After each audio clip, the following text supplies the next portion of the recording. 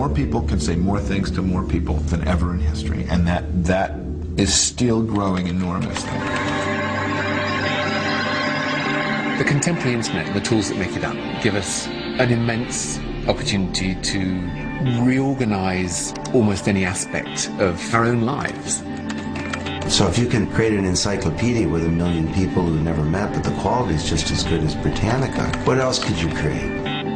There is this possibility of using these tools to do massive things, which is completely unexplored at the moment. And we can work together in ways that ask a deeper question about the role of government.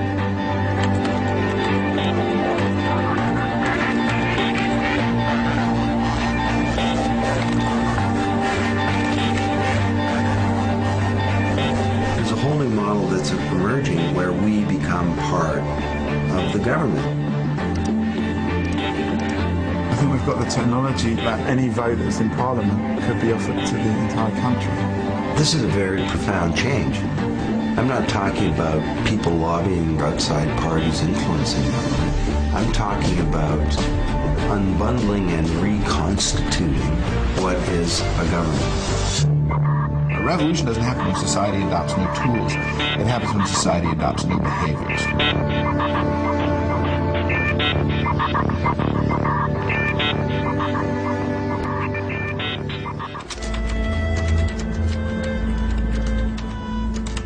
These tools have lowered the cost of doing things to the point where our desire to engage with one another is enough to get things now to happen at a very large social scale rather than just a sort of smaller family and friends scale.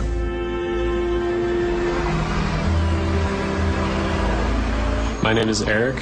I'm 19 and I've never been overseas, and I'm going to be staying with couch surfers.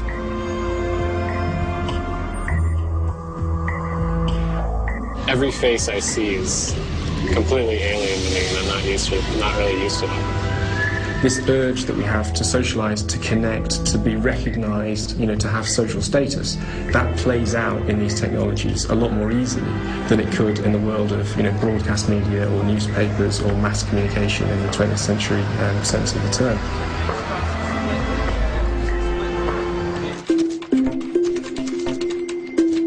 Public services are going to need to change the way in which they see people. They're going to need to find ways of tapping into people's own resources. They're going to need to find ways of connecting people to support one another in the way that sites like NetMums do. It's a message board, basically. It can be a very lonely journey, parenting. It is all about loss of the community, I think, really. So to try and get that community spirit that would have been there so many years ago, we have to find some other way of doing it, and Mumsnet is probably the best way of doing that, I think. Mumsnet builds on what mums have always done in playgrounds, in parks, in groups, but just takes that to a whole different level. I think it's a very impressive example of the way that the web can create large communities of informal knowledge and systematise that and make it very useful. And so the question you have to ask yourself, given how active the users are, is Couchsurfing a small organization because it's got 7 formal employees, or is it a huge organization because it has this enormous number of collaborators? It's the same for Wikipedia, it's the same question for Flickr, it's the same question for YouTube. I'm going to be meeting my Couchsurfing host, Alan. I've never met him before except online. He'll be hosting me for 2 nights. There's a lot of unknowns. The old model of social trust and anointed experts is one of only many, many patterns in which society can both exhibit trust and gain value from those relationships. And we're seeing the other patterns reestablish themselves. At the moment, I'm on my way to go and meet 4 people who I've never met before, apart from online, all Mumsnet posters. I don't really know that much about them, apart from they've all got babies. Get yourself coffee. So what's your name again? Hi. What we're actually beginning to see is people putting their faith in a different kind of professionalism. The amount of times you read threads about health visitors or some healthcare professional that's given absolutely ridiculous advice. They undermine your own confidence, and I think that's what Mumsnet gives you back. Elliot's quite... People trust the mothers they meet on Mumsnet because they've been mums, not because they're health visitors or social workers or whatever. And so I think there is something about who do we trust. Don't mind me joining you. No, of course not. This is Joshua, by the way.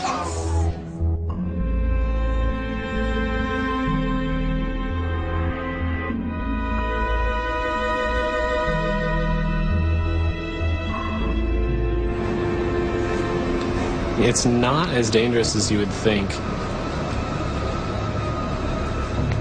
I'm not too worried about what he's going to be like.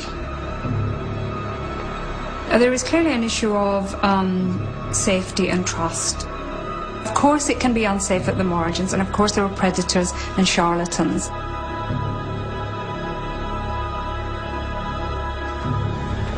Yep. Hi, Elaine. Eric? Yeah, how's it going? What's really interesting about anything like this, any system that tries to apply rules to human behaviour leaves itself open to being gamed.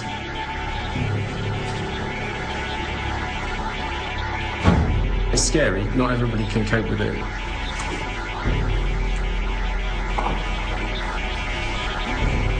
Hello. Hey! How are you? I'm well, how are you? Me too. Yeah, you as well. All right, so this is your place? Yes, 94. But I think if you show trust, then what tends to happen is that you reduce the incentive to game the system substantially. So just by being open and showing trust, you can actually protect yourself. The flat is quite small, as you could see. Over there is restrooms. Okay. And I usually share my time with the kitchen and the couch surfer. Is this your first time in London, in Europe? Yeah, actually, first time in Europe, first time pretty much out of North America. What are your first impressions so far? It's another world. If you want to use the phone, call someone. I have Skype. There are ways in which we can trust one another. Critically, the couchsurfing site doesn't just work by turning up addresses of random strangers in remote countries. It actually has a number of mechanisms in it, as do many of these services, eBay perhaps most famously with the reputation market. It has a number of mechanisms. I trust sharing things with you if you and I may share again in the future, or if we know someone in common. And all of those patterns, which were previously limited by the lack of real group communication tools, have now reappeared. Help yourself. Enjoy the food. Hope you like it. Okay, yeah, it smells amazing. In the beginning it was kind of interesting because I joined and I wasn't really quite sure what I was going to find out. So I saw there was a meeting and I said, well, let me see how the people look like. Because you never know, internet, these sort of things could be a bunch of freaks. But getting there, sitting down, talking to them, I said, well, wonderful, they're open-minded people, they talk about travels. There are so much in common that I said, wonderful, I started joining and coming to the meetings. It's just like a big group of people that most of them you know are already past some kind of barrier. Right. Wherever you go, you can just immediately make a connection with somebody. That I like going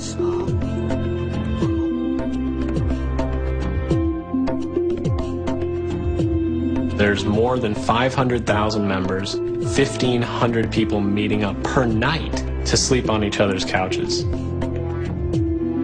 Can you trust the first thing that comes up when you search on Google for a bit of information about a health condition you have? Can you trust that more than the doctor?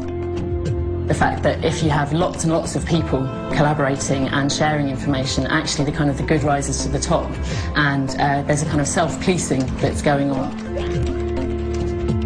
I've seen bad advice, and if there is bad advice, you can guarantee that people afterwards are going to say, no, ignore such and such a person. They don't know what they're talking about. If you've got one post that says, do this, and then you've got 25 posts afterwards saying, don't listen to them, they haven't got a clue, then you're not going to listen to them. The more people you have involved, the more people you have kind of tending to the information that's being shared, that is a way of ensuring quality. It's not like you get advice from one person. You'll get advice from 25, 30 people within minutes. It's like you post a thread. Now, though, I'm the one running along. Like, oh, look, I know that thread. I can post you the links. But yes, you want a vaginal birth? Oh, of course you can have one. Here you go. Have a look at this. This is the reason. You would trust other mums more than you would trust, you know, the health service or, you know, government policy or, you know, best practice papers about how to bring up children and so on. And so the motivation to kind of network on a peer-to-peer basis and help each other is quite high. And so, you know, it's a very simple economic model in terms of how you invest your time and your attention. Hello, welcome to Directionless Inquiries. I'm trying to find the nearest cash machine. I'm outside Shoreditch Church on Shoreditch High Street.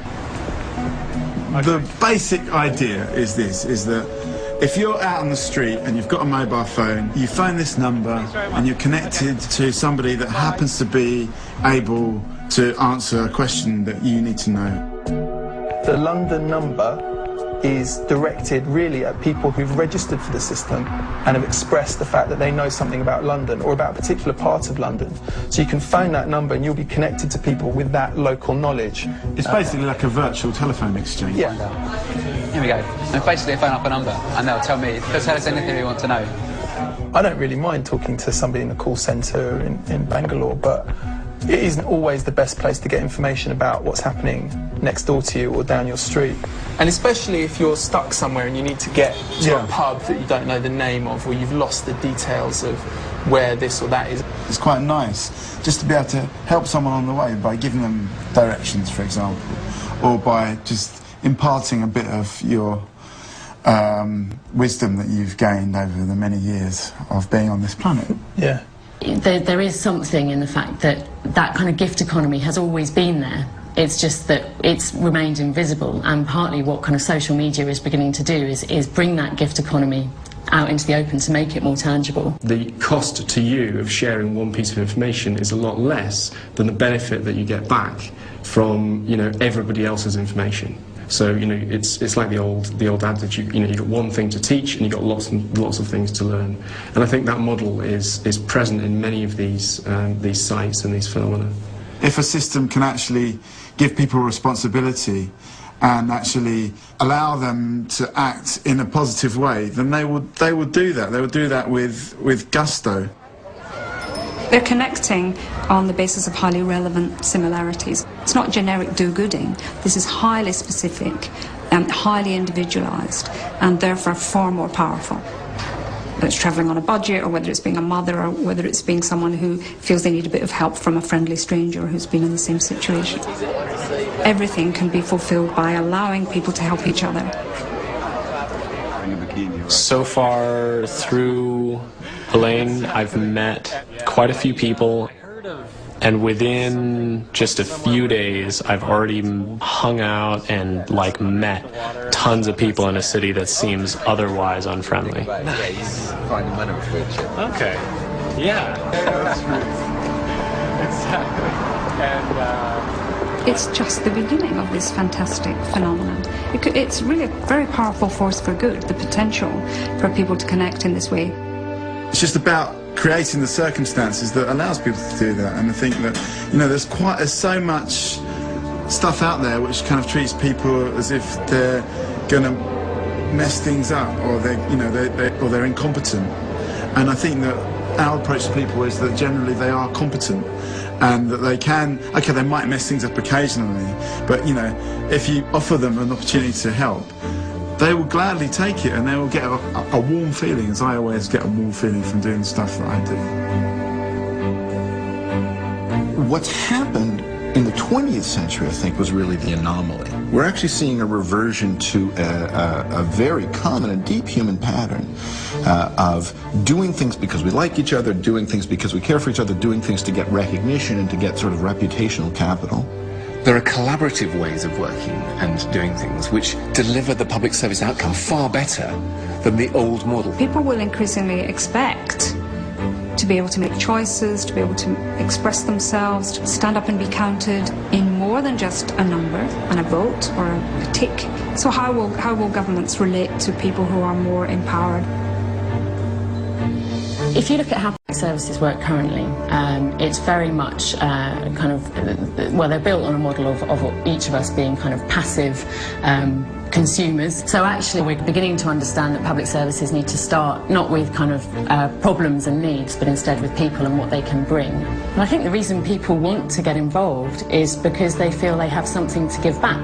And I think that's something that all public services are going to need to grapple with.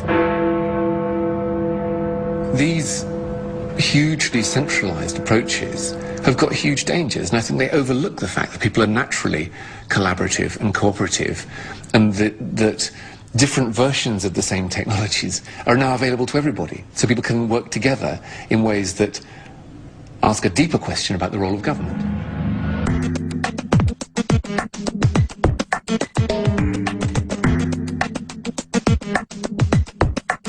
In the past, we've needed institutions.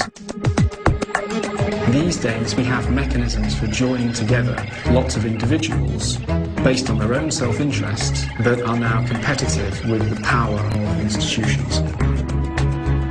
Hierarchies are very inefficient, they're very slow-moving, they concentrate power and information at the top, and they often deny people opportunities to take initiative, to share ideas and to seek solutions themselves, and they often rob people of a sense of agency. The big shift I think that's going on is the idea that everyone is available for group action. Doesn't mean everyone will participate in group action, it doesn't mean that all participation will be equal, but it does mean that everybody can get involved.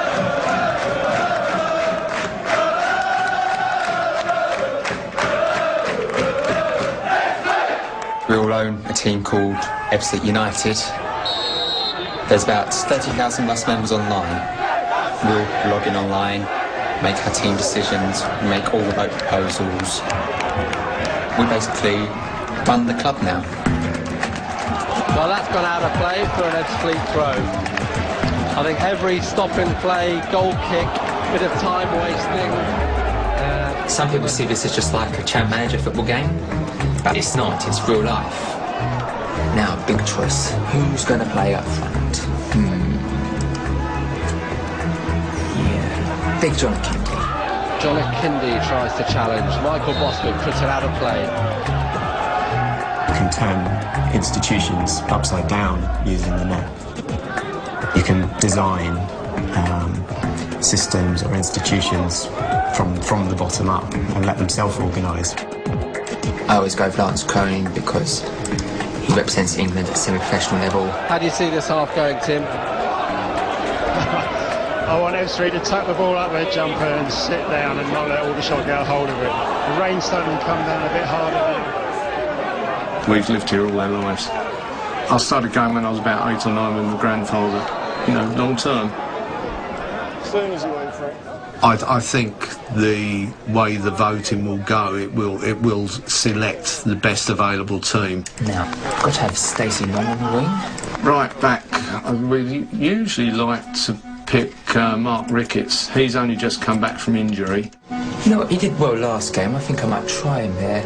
Let's pick Sasha at left back. In a way, it is less personal, right, to take advice from 30,000 people than from one arrogant person. And if you get it right, taking your cue from 30,000 people actually creates a much better chance that one person isn't going to be making a kind of catastrophic mistake. I'm sure it feels very different in the management suite. And then we've got at left back Sasha Opinel. He's been brilliant all season. If you just open yourselves up, strikers, you find that there's all these kind of resources out there. Kennedy, Michael Bostwick. He's good with crosses. And all this kind of expertise out there that could be incredibly valuable to you. But then he's only 18, along with 1 or 2 others.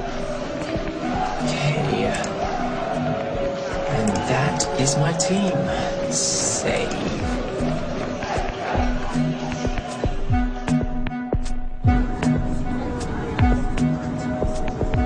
Absolute United, they're playing in the semi-final today of the FA Trophy against Aldershot. and we're 3-1 up from the first. See you later then. Ta-da. Bye. Should be a good game today, actually, Rick. Absolutely. It's going for years and years for us. Yeah. Well, I mean, we've never been to Wembley before. In this self-organising model, it can be very low cost and very efficient compared with top-down bureaucratic hierarchy. Just compare open source software in Microsoft.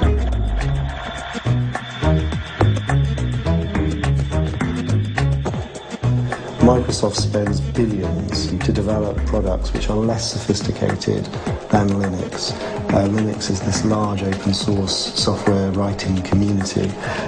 Linux doesn't have a head office, it doesn't have any corporate jets, it doesn't have any away days, it doesn't have any human resources department. It has none of the stuff that large organisations have, and yet it manages to produce something which is reliable and is used by governments all over the world. The code is out there. I mean, just use it. I mean, it's free. You can submit your own patches if you're a programmer. Or maybe you're not a programmer. Maybe you just give feedback to developers. Go on forums. You know, say, "Oh, this software's very good, but maybe I'm not a programmer, but I'd really like to see this feature." You know, a lot of developers are very open to ideas. So it's suddenly getting into all sorts of systems people take for granted, as well as just the desktop PC. Banks are all heavy users of Linux. A lot of it on services used across the internet, people like Google, Amazon, at home in things like televisions these days, mobile phones. We've had people do things like wire the speedometer data into their music system. So as they pass a certain speed, it starts playing Wide of the Valkyries to remind them to slow down. Because you can actually tinker with all this stuff, it gives you an enormous power to customise it to your own taste. What someone else put in might benefit thousands and thousands of other people. And by having that collaboration and having, people get their say and other people contribute to the code, you can get more valuable software. You're not just getting what one person wants with software.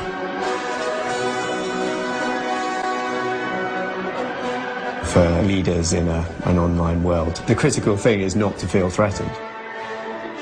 I think it is about letting go. It's a tricky thing being a kind of a leader of a herd of cats. If 30,000 people came over and said, "You should do this," who feels a bit harsh to him, but he says he supports it and he thinks it's a great idea. You hope that it's going to be helpful and not go the other way, and I'm sure everyone's working for it to make a good partnership and run as smoothly as possible. I think with team selection, ultimately it will come down to the forums. But you've got to be very brave, haven't you, to accept the decisions. You're going into something that's not got any real history or evidence to back anything up, so you're stepping into a little bit of the unknown, and we might have to make mistakes to go forward because it's so new. Meg Whitman, who used to run eBay, said it was like leading a town meeting. It basically means that when you're leading anything, it becomes a political job, because what you're dealing with is not people you can instruct and tell, you have to persuade and win their support. It's a real art, and it's a different kind of art than what we think of as management in the classic sense. The people who make the transition best from being, what I would call manager to leader, are the people who are comfortable with letting go. It would be really interesting to get Gordon Brown and ask him whether he'd be prepared for his job to be changed in the way that Liam Daish's job has been changed. Would he be happy really to have that level of participation? They talk about evidence-based policies and they talk about being the servants and not the masters, but would he really like to have people driving his decisions in that sort of way?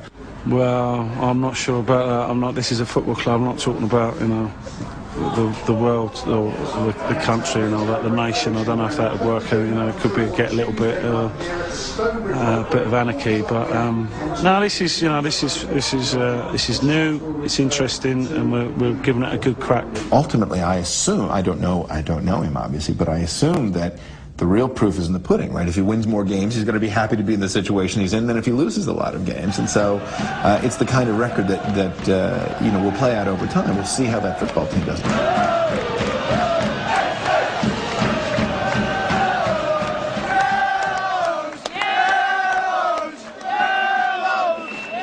So did you pick the team this morning? I did 4-4-2. He kept it nice and simple. I always pick George Purcell anyway. Did you pick Chris McPhee to play right back? Yes. So did I. Well, free kick-off. This is possibly the biggest game in Ebbsfleet United's history. So much riding on it. A trip to Wembley beckons. Well, Ebbsfleet lining up. Barrett collects, and he's gone over the top to Chucky. Chucky will get to this. A cross put in. John Akindi looking for it, but not quite getting to it.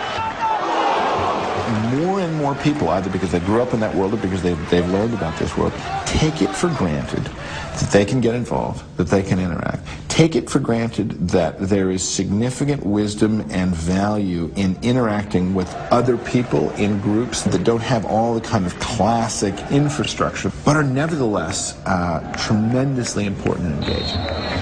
Referee blows his whistle. Tim, we got to be happy. Still got that 3-1 aggregate lead.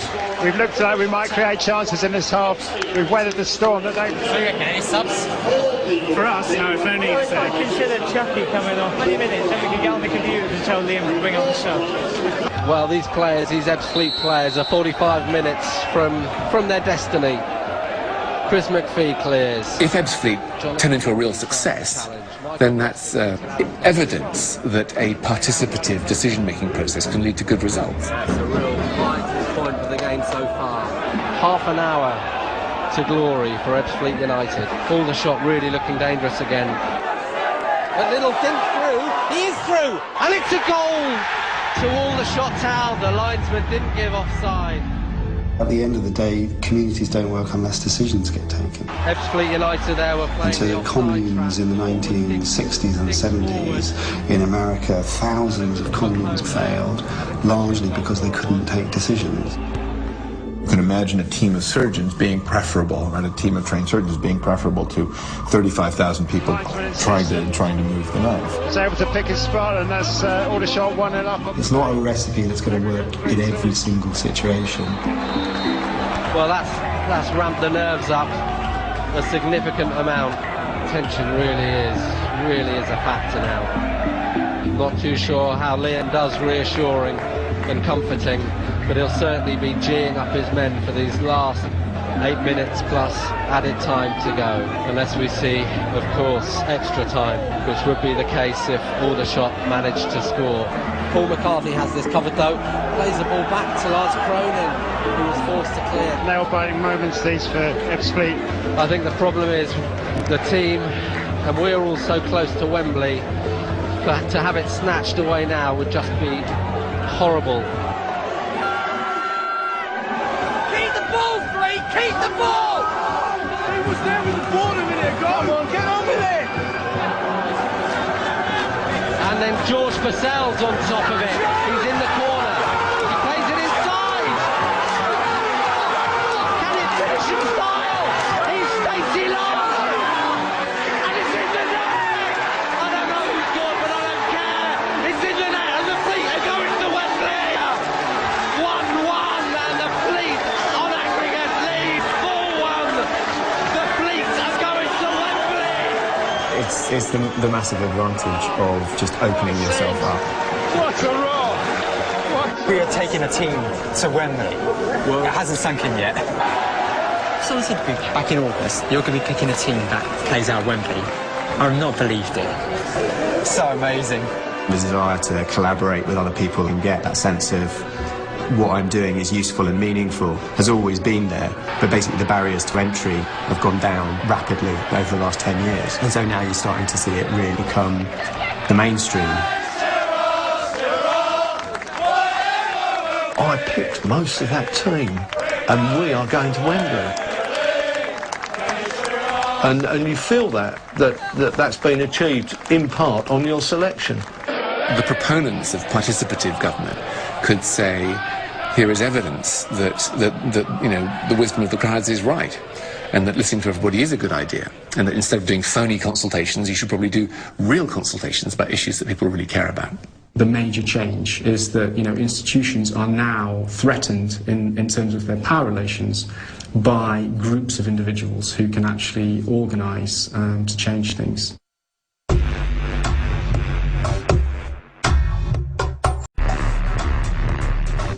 Across the spectrum, from banking, education, health, through to entertainment and culture, you'll see a gradual move over the next 2 decades towards much more open models of organisation, and that's a very, very powerful recipe. Throughout the 20th century, we created wealth through the vertically integrated corporation. It did everything from soup to nuts. Why does the firm exist? If markets are the best mechanism for determining how goods and resources are allocated, why isn't everybody an independent contractor at every step along the way in production? The answer is collaboration costs.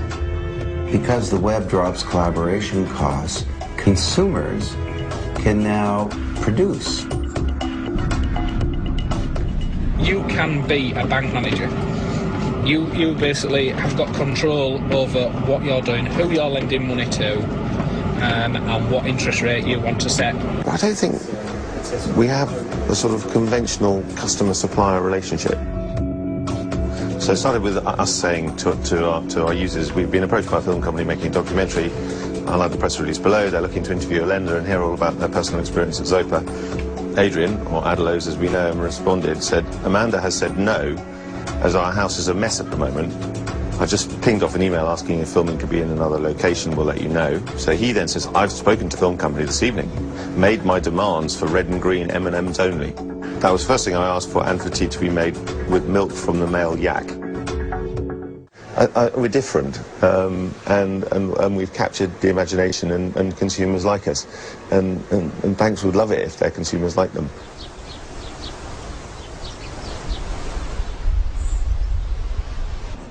I've been in business now for about 8 years, and the bank always make you feel guilty firstly about borrowing. And then all the pomp and ceremony that has to go with it with regards to the paperwork and, you know, declaring your soul, really. These are the people that have lent me the money. They've all lent me in denominations of 10s, 20s, 30s, £40. Weird that I know how old they are. Yeah. And then Mr. Lender, who's 70. He's putting £20 of his pension. It's bizarre where they live. But I guess that's the whole point of it, isn't it? It's to, you know, to bring you closer to your community and to the people that are helping you. Basically, my part-time hobby is as a mobile DJ. We do all types of venues, parties. In purely pragmatic terms, financially, we need the bigger lenders more than we need the smaller lenders. But we also need a sense of community. And therefore, anyone who wants to invest the time and energy in that sense of community is fantastic. Yeah, basically developing a community and a company around its users. So the actual company is changing all the time to match what the users are wanting and what they're suggesting. We think of customers as only being outside the boundaries of companies. The customer's out there. We do market research. We understand our customers. We push products out to them through traditional mass media. Well, now customers can be brought inside a business web where customers can co-innovate value and can co-create value. This one here, I'm interested in bidding on the second one down. It's again similar to like an eBay style thing. He's wanting to buy £3,000 to buy a car outright, and so he doesn't need to get HP vehicle finance. The Zopa rate of 10% works out roughly at £260 a month, where with a HP the amount is £386 a month. Meaning it'll actually be able to reduce his monthly outgoings. I'm actually going to put in a bid now. And to be honest, I'll probably come in around the 9%. So I'll offer him £10. Well, the central tenet of the business is that people work together. So there is intrinsically a human element of what we do, which isn't in a bank. I think where banks have got themselves into trouble is by optimising their returns from consumers, and in some ways being seen to charge disproportionate amounts to people who are actually probably the most vulnerable people who can't necessarily afford to pay it. And wouldn't it be fairer if people who bounced a direct debit or went overdrawn for a day were charged a fee that was appropriate to their crime? A court case began today which might produce that very rare event, a bank giving money to its customers. Hundreds of thousands of people are affected. Maybe it's they who bought sufficient copies of a single on the subject for it to burst into the charts yesterday at number 25. I fought the Lloyds and the Lloyds lost. They even paid the interest and the court costs. At first they sent me letters saying, "Dear Sir, madam, get lost." But I fought the Lloyds and the Lloyds lost. Oh. The music world's going through an evolution, and we haven't got to the end yet. At the moment we've got to the point where the old model is widely considered to be dead.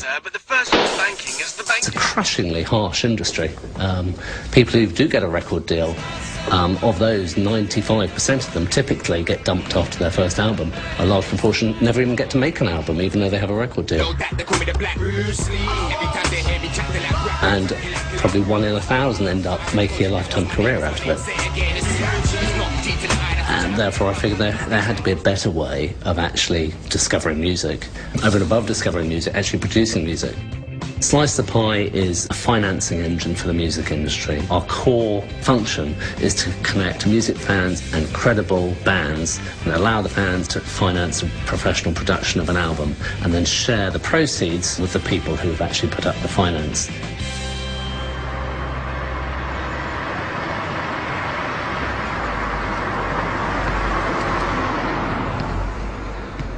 Essentially, it's like a virtual gig, if you like. You know, all the bands will get together, put all their songs in, then all the people will vote on there. Yeah, get scouted. All the people will vote, and then you get whittled down to like the last 15. It's not such a vote, is it, in the arena? It's more of a rating. They kind of rate your track. The good thing about it is, you know, you can scroll down, you can see all the reviews that people have put. Sounds very much like The Jam, nice upbeat. You know, they've given us 6 out of 10, 7 out of 10, 6 out of 10. There's a 9 out of 10. Even if we didn't win the actual showcase, I think it's quite good to actually get some feedback on your songs anyway. Under kind of no pressure to give you a good review because they don't know who you are anyway. Yeah. Whereas if you met someone in a gig, they'd feel kind of more pressured. Yeah. To not tell you the truth. And we don't know who they are either, so like if someone gives us a shit review, you know, we can't go and hunt them down and string them up by the nuts and beat them to a pulp. You can have people from all over the world giving their own honest, independent opinions, so it's a very, very reliable way of actually filtering music. It's not an X factor, it's about genuinely using your wisdom and your experience to influence who ends up making an album and who ends up succeeding in the industry, and that's quite intoxicating to a large slice of the population. People do it because it's fun, because they don't like the traditional publishing industry. They do it as a hobby. They do it for intellectual stimulation. There are lots of reasons. I could put money in a bank, and that bank could be lending it out anywhere in the world to, you know, regimes or anything. You don't know what they're doing with your money. They're very open and very honest. You can go on and see how, you know, how simple it is and how they go on about how they make money. I mean, they're not hiding anything. You don't see a web page on NatWest's or Abbey National's web page saying how we make money. There's been an expression for a long time that you do well by doing good. And I don't think it's been true in the past. Lots of companies did well by being really bad, by being monopolies or having terrible labor practices or having lousy products that they put a lot of money into advertising and sales. And companies are having to clean up, not because of regulation, they're having to clean up because of market forces and the power of transparency. We don't have a brand value or a sort of a mantra that says, you know, we will declare every mistake we ever make. It's more, well, that people are going to find out about our mistakes, and we do make them, so better to tell them than let them find out. So every company is becoming naked. And if you're going to be naked, well, fitness is no longer an option. Or if you're going to be naked, you better be buff. We don't fundamentally, I mean, I don't want to sound too sanctimonious here, but I don't think we do anything that's fundamentally bad. So therefore, we don't have to be ashamed of any fee we charge or way we behave.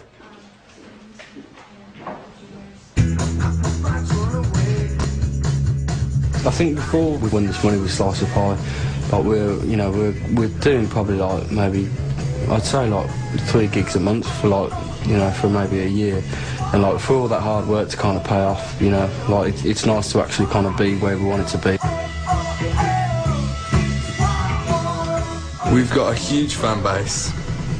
We're signed to a lovely label that lets us have complete artistic control over all our albums. That's the thing, it's not a label. We're not controlled into releasing something that they want us to release. Release whatever we want to do. Just to pass the time, I got a job like mine. I'll maybe drive a bus. I check the tickets and be one of us. There is no evidence of you. Oh no. The music industry has been extraordinarily well disintermediated, to use a piece of horrible jargon. Yeah, is it so far-fetched to think that other industries will follow? I think we get talked about, so I think in the sort of corridors of power we get talked about, and they therefore think, well, hang on a minute, this could be quite interesting. So if this grew to a multiple of its current size, then actually it's quite a threat.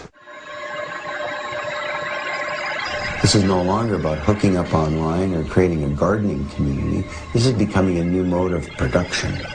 And it's beginning to fundamentally change the way that we orchestrate capability in society, the way that we innovate and create goods and services. And the corporation is going through, I think, the biggest change in a century. I think the losers will be the people who say, I'll always make better decisions. The winners will be the ones that are more open-minded and understand that the world is changing and the internet is a huge opportunity to make things better. It shouldn't always be looked at as a threat.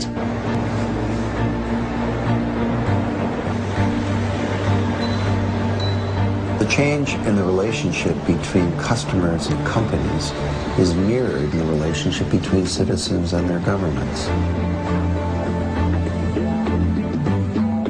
If you could actually combine that innate intelligence, millions of different diverse opinions from people who have different perspectives, you would end up with fantastic policies.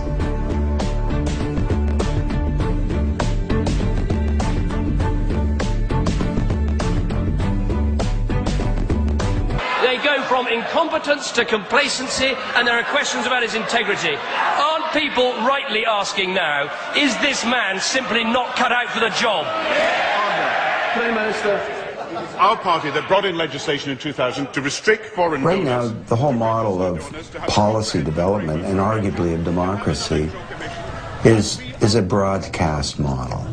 It goes like this: I'm a politician, listen to my advertisements and debates, then go and vote for me, and then I'm going to broadcast to you for 4 years, and then we get to do it all over again.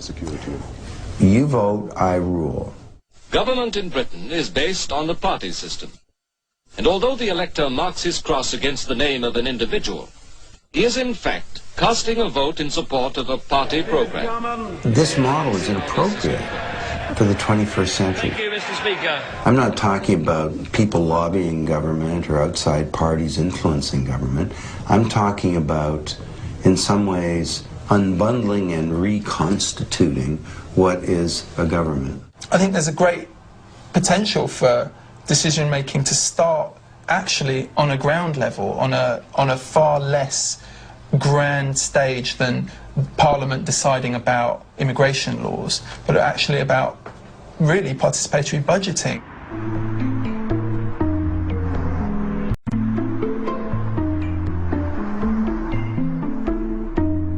I represent a model railway club, and we're looking for some funding to purchase track, and this event they've got £20,000 up for grabs, and the community to decide where the money goes. Well, today I'm going to try and get some funding for playground equipment for the children at the school. I have nominated a project which is to regenerate a churchyard at Morecambe Parish Church. The whole idea is that the people of Poulton, and only the people of Poulton, will vote on each project, and the £20,000 will be given away this afternoon.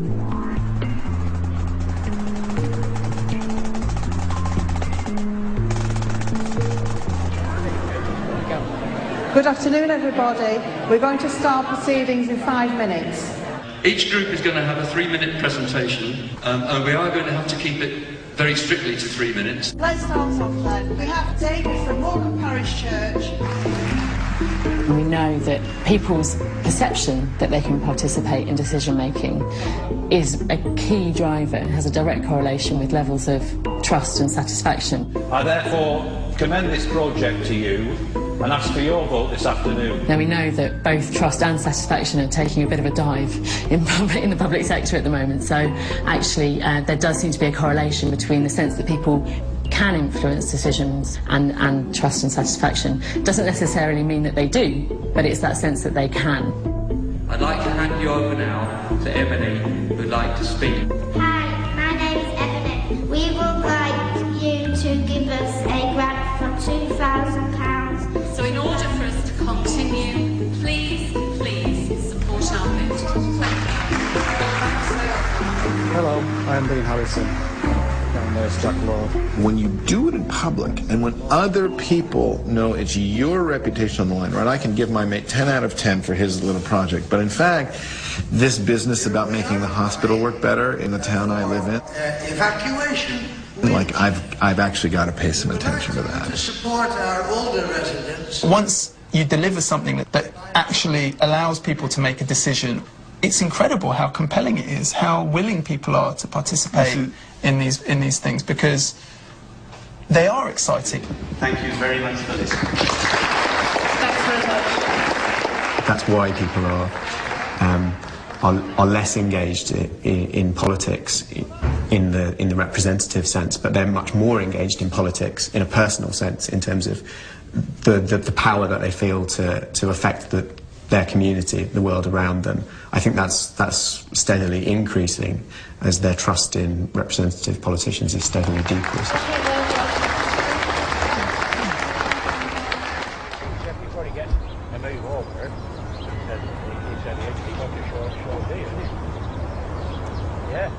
We got the money. Oh, it was absolutely superb. We had a really good day. We were really chuffed by it all, and everybody that's been involved is absolutely delighted with it.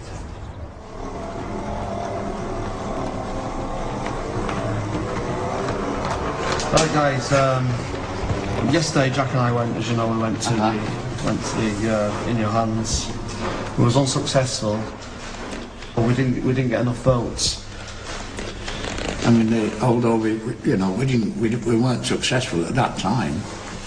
I mean, it opened my eyes up to how many people, other different organisations, were in the area. But at least the people are making a decision.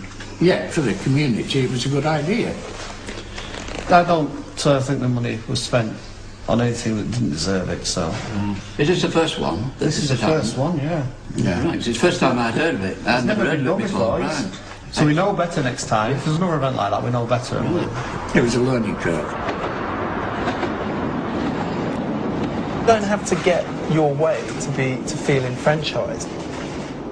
What actually comes of giving people responsibility for decision making is they really care about the decisions of the minorities within a group, and that people are very willing to compromise, and that compromise is easily achievable once everybody's cards are on the table and people can really understand the viewpoints at work.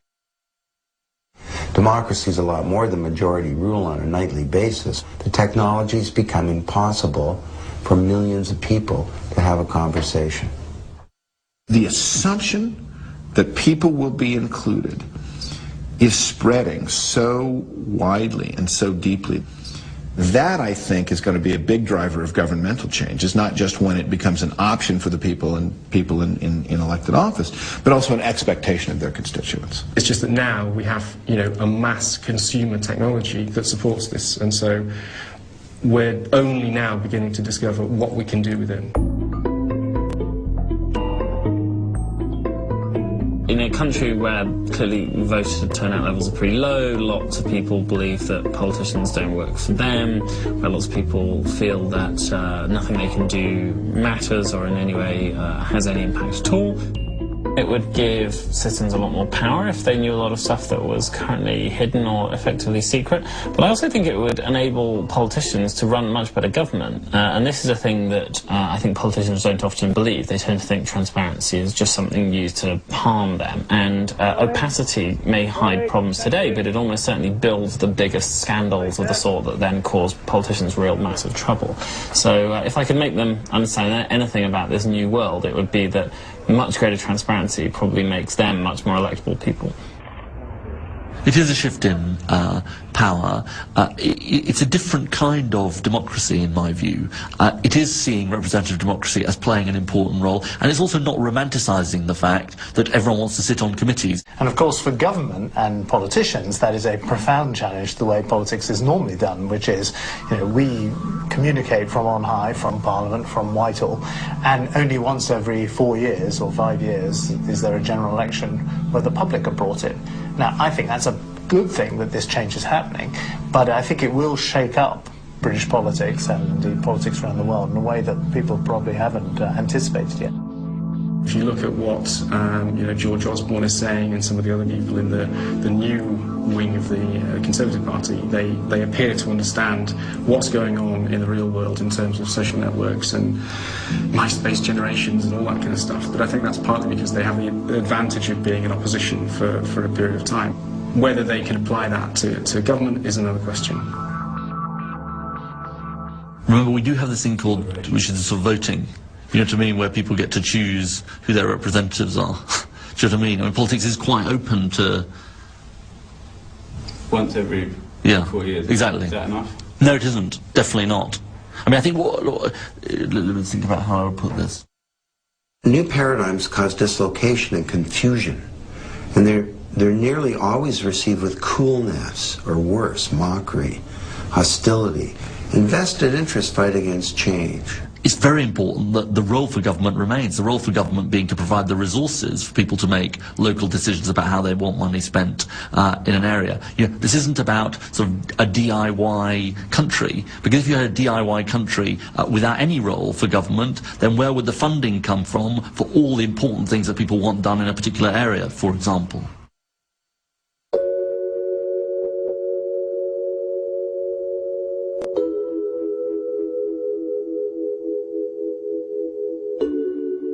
I think representative democracy was based on the idea that people are thick. That's not true. I think there's a much more radical thing that will happen, which is basically that people go around the side of representative democracy, and rather than saying, I want to kind of have input on what this politician is deciding in Parliament, they'll do it themselves. I think what we'll see is just some of the activities and powers of government moving into the public realm, and they will be run better by citizens than they are by government.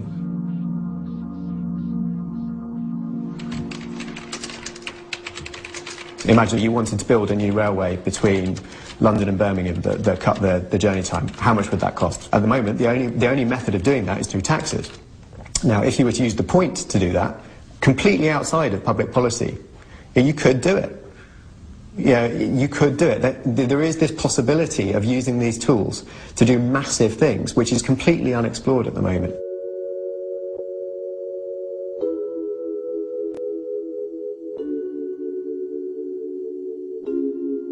Broader numbers of people can be engaged in something like policy formation. For example, the Green Party in Canada created its program through a wiki, where all members of the Green Party could come together, just like with Wikipedia, and co-innovate and co-create a political program. And it worked out pretty well. And actually what these tools are doing are allowing people to make decisions themselves and to work collaboratively in a way that means that representative democracy is less meaningful to them. There's a whole new model that's emerging where we become part of the government.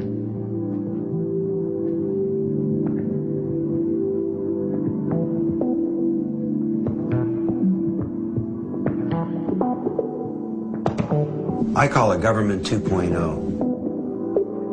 What I think will happen is going to be a much higher degree of hybridization between government and the people, and particularly the groups of people that they serve. It's a good analogy for the new model of government in terms of the changes in the internet itself. MySpace beats MTV, CNN.com gets eclipsed by Blogger.com. Similarly with government, governments, rather than doing everything, could more create a platform whereby citizens and others can self-organize to create better value than what currently exists. We've seen lots of other changes in the past that, you know, could potentially lead to a better world, but actually result in, you know, First World War trench warfare or, you know, genocide in the Second World War, for example. So I think, you know, we should be careful about having too utopian a vision, you know, for how these things will play out. Of course, there are lots of challenges in doing something like this. There'll be saboteurs. There'll be some people who won't have access to the web. There's the whole complexity of millions of ideas and how these get aggregated together and the good ones come to the fore. But these are all in the category of implementation challenges. They're not in the category of reasons not to do it. In any revolution, there are downsides. But I'm optimistic that you know, we're living through what economists would call a positive supply-side shock to the amount of freedom in the world. More people can say more things to more people than ever in history, and that is still growing enormously. And I think in the times when we've seen enormous increases in intellectual or political freedom, there has certainly been a period of chaos immediately afterwards, but that over the long haul, the values of those changes have been not just mainly positive, but enormously positive for society.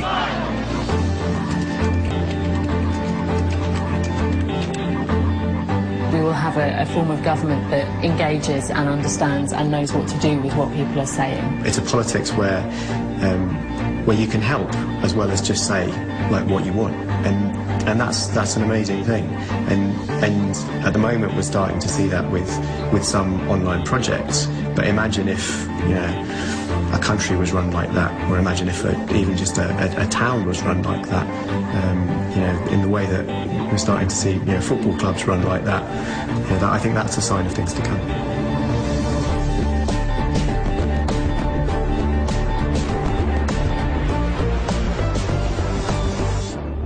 As time goes on, we will see people increasingly comfortable participating in situations where the social value is really about other people caring enough rather than someone being paid to provide that value. And where the end point of that is, I don't know, but I do think the end result is going to be quite profound.